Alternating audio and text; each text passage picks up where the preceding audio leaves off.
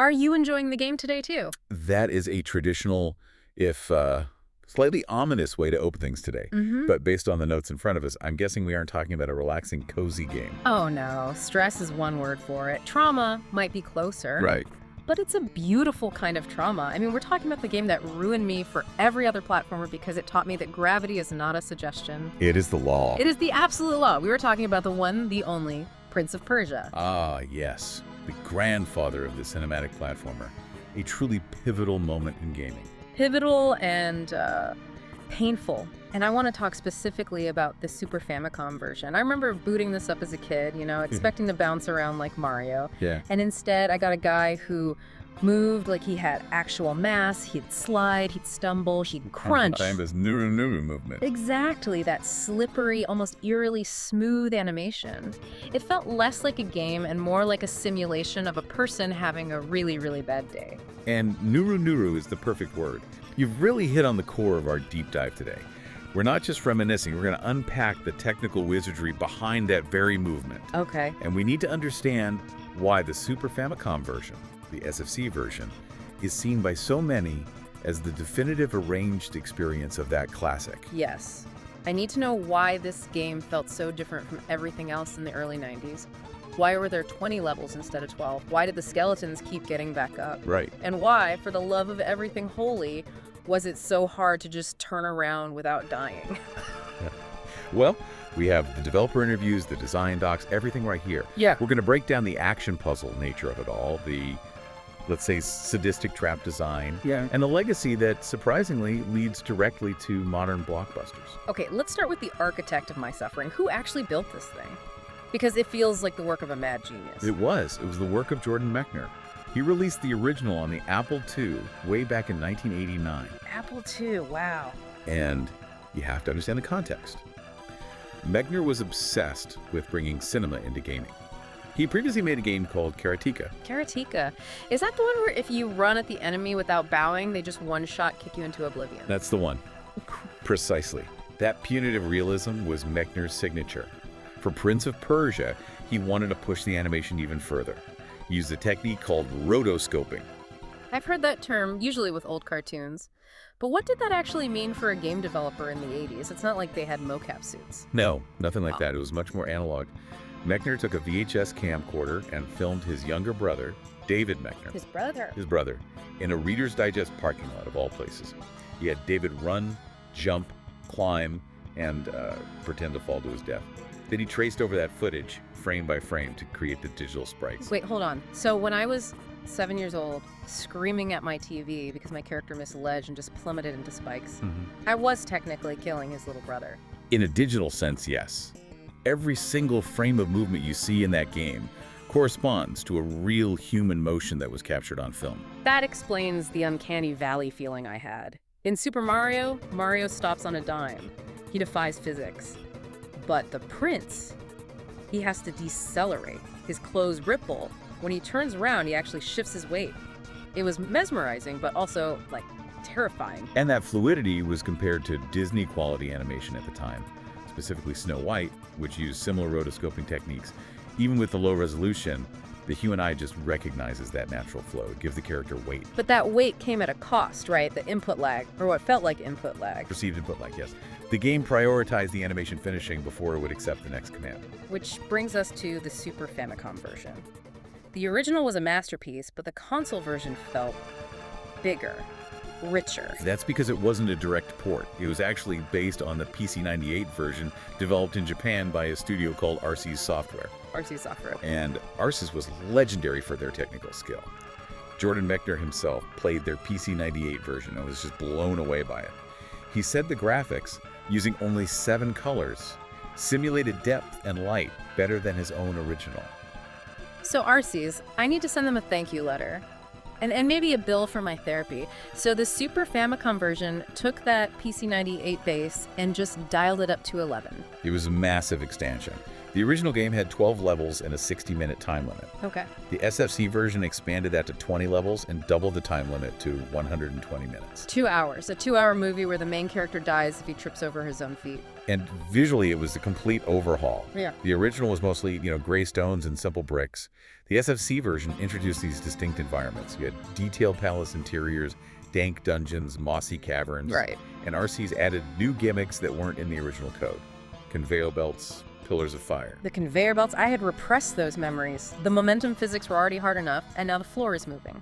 It really turned the game into a remix or an arranged version. It felt like RC's looked at the original and said, this is good, but how can we make it absolutely infuriating? Well, it's widely considered the most content-rich version of the classic game, partly because of those additions, but also because of the expanded enemy roster. Oh yeah, let's talk about that. The computer versions mostly had generic guards, right? They all looked the same. But the SFC version had a whole cast. It was like a boss rush. Exactly. You had the Amazoness, that warrior woman with incredible speed who would backflip away. Her reach was insane. Then there was the heavy knight in full plate armor. Slow, but he hit like a truck. And of course, the most memorable addition, Ashura. Ashura was the multi-armed guy, right? Looked like a statue that came to life. A supernatural entity. Yeah. In a game that's mostly grounded, Ashura flies around the top of the screen and just drops skulls on your head. That fight changed everything. It went from a fencing simulator to, dodgeball with death.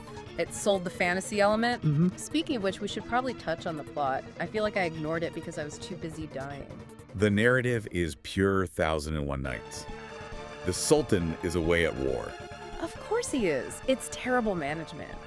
If you're the Sultan, maybe don't leave the evil vizier in charge. Just a thought. Basic HR. Well, the vizier, Jaffar, he seizes power.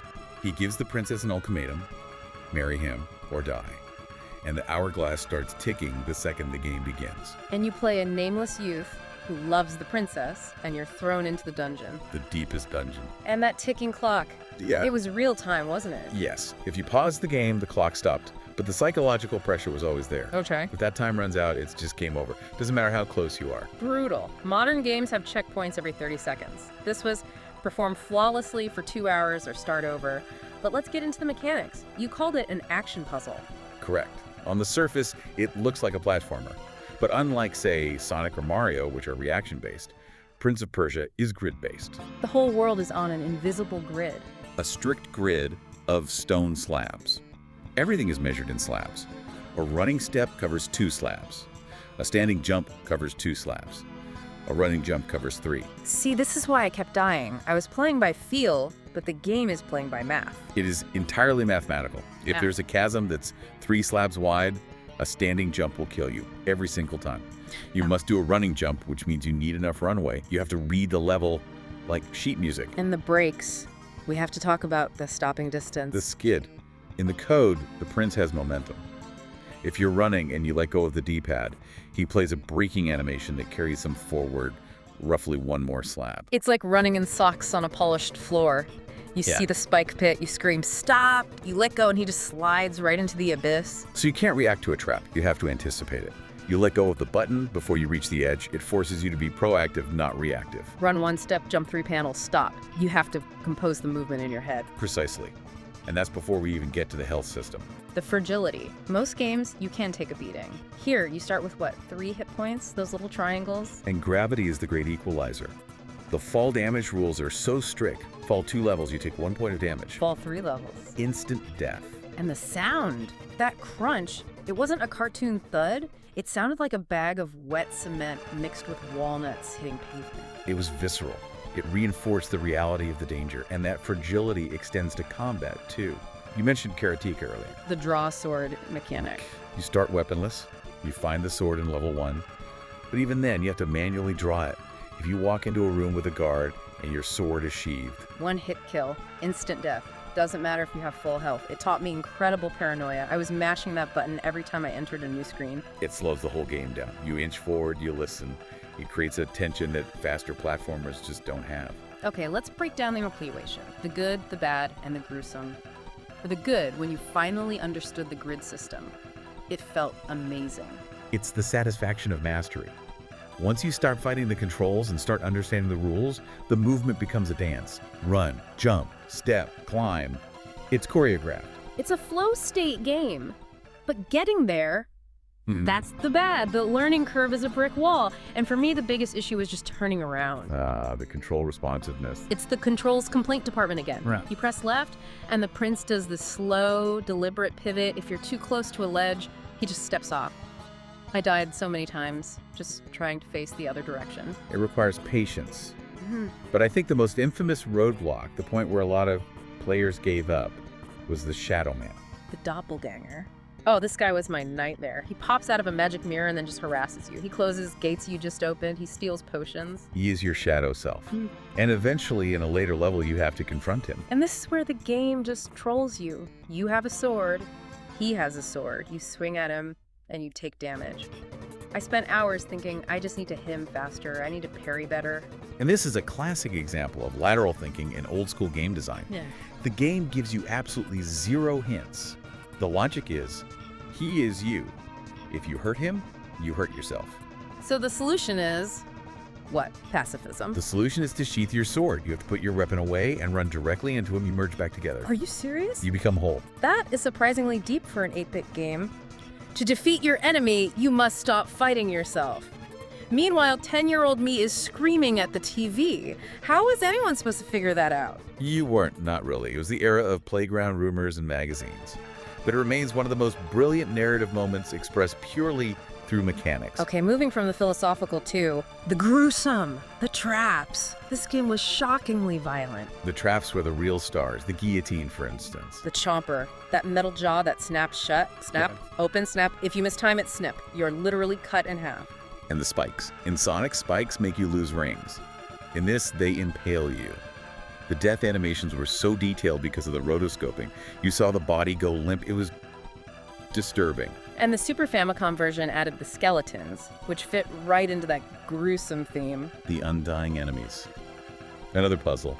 You can slash a skeleton until it collapses into a pile of bones, but seconds later, it just reassembles itself. I loved that, actually. It forced you to use the environment. You couldn't just stab your way out. You had to lure them onto a trap or push them off a ledge. It reinforced the idea that the dungeon itself is your weapon.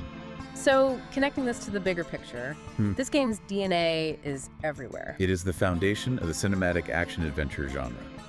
But there's a common misconception we should clear up. A lot of people look at Prince of Persia and think it looks like Disney's Aladdin. Well, yeah, the vest, the baggy pants, running across rooftops, it's the same vibe. But the timeline doesn't match. Prince of Persia was 1989. Disney's Aladdin was 1992. So, Disney copied the game. It's more likely they both drew from the same source. The 1940 film The Thief of Baghdad. That movie established the visual language, including a villain named Jaffar. That makes sense. But the game's legacy goes way beyond aesthetics. We got sequels, didn't we? We did. Prince of Persia 2. The Shadow and the Flame was excellent. Prince of Persia 3D was a noble failure. But the franchise was resurrected on the PlayStation 2 with the Sands of Time. Sands of Time is a masterpiece, the rewind mechanic. Finally, if I missed a jump, I could just hit a button and try again. It felt like an apology for the original's difficulty. But here is the nugget that really blows people's minds. The Prince of Persia franchise is directly responsible for Assassin's Creed. Wait, what? Really? I mean, they both involve guys in hoods jumping off buildings, but... They're different IPs now. But back in the early 2000s, Ubisoft was developing a spin-off called Prince of Persia, Assassins. The idea was you'd play as a bodyguard protecting the prince. Okay, I can see that. As they worked on it, using the engine from Sands of Time, they realized the mechanics of climbing and stealth were so strong that the bodyguard was more interesting than the prince. Oh. They stripped away the Prince of Persia branding, kept the engine and the parkour, and that project became the first Assassin's Creed.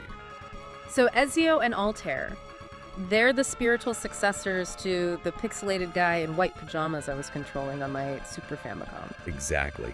The climbing mechanics you see in almost every open-world game today can trace their lineage right back to Jordan Mechner filming his brother in that parking lot. That is wild. It all comes back to the rotoscoping. And the franchise is still alive. We just had Prince of Persia, The Lost Crown in 2024, which is a wonderful return to the 2D roots. So, final verdict. Is the Super Famicom version of Prince of Persia worth playing today? Or is it just a museum piece? I think it's absolutely worth playing, but with a caveat. You have to adjust your mindset. Don't go in expecting the instant gratification of a modern platformer. Right, don't expect to speedrun it on your first try. Treat it as a puzzle game, a survival simulation. The animation is still gorgeous. Pix's art of that quality is timeless. It's eerie, atmospheric, and incredibly rewarding if you have the patience. And maybe keep a walkthrough open for the Shadow Man part. Just don't be a hero. A little help doesn't hurt. It preserves the controller from being thrown at the wall. Exactly. It's a piece of history that still bites back. Well, I think we've successfully navigated the dungeon and avoided the guillotines. We made it to the princess with time to spare. Just barely. Will the game be fun tomorrow, too? Have a nice game?